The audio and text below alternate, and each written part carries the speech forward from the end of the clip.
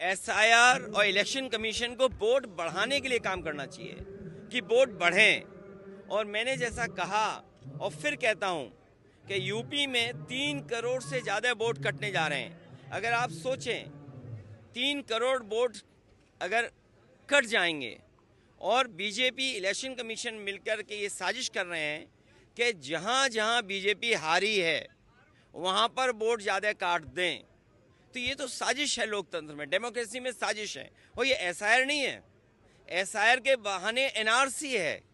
जो एनआरसी ये सीधी लागू नहीं कर सकते थे, वो एनआरसी लेकर के आए हैं। ये लोगों के कागज ढूंढवा रहे हैं। अगर कभी एनआरसी लागू तो कागज क्या देने पड़ेंगे? यही तो कागज देने पड़ेंगे।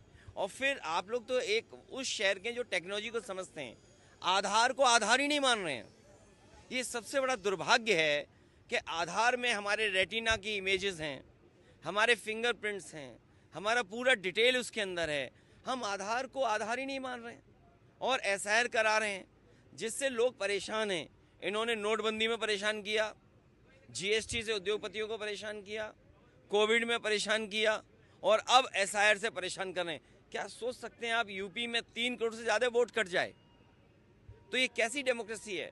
अगर हमें वोट ही नहीं डालेंगे हम, तो फिर लोकतंत्र को कैसे बचाएंगे? अभी हम बाबा साहब भीमराव अम्बेडकर जी की प्रतिमा देखते हुए आ रहे थे। बाबा साहब भीमराव अम्बेडकर जी ने तो अधिकार दिया हमें वोट डालने का, एक वोट डालने का अधिकार। यही वोट हमें हक दिलाता है, यही वोट हमें न्याय दिलाता है, यही वोट हमें आरक्षण दिलाता है, यही वोट हमारी सुरक्षा करता है, यही वोट हमें नौकरी दिलाता है।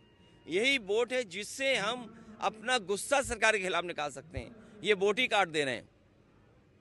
ये बीजेपी की साजिश है। सर, और एक तरफ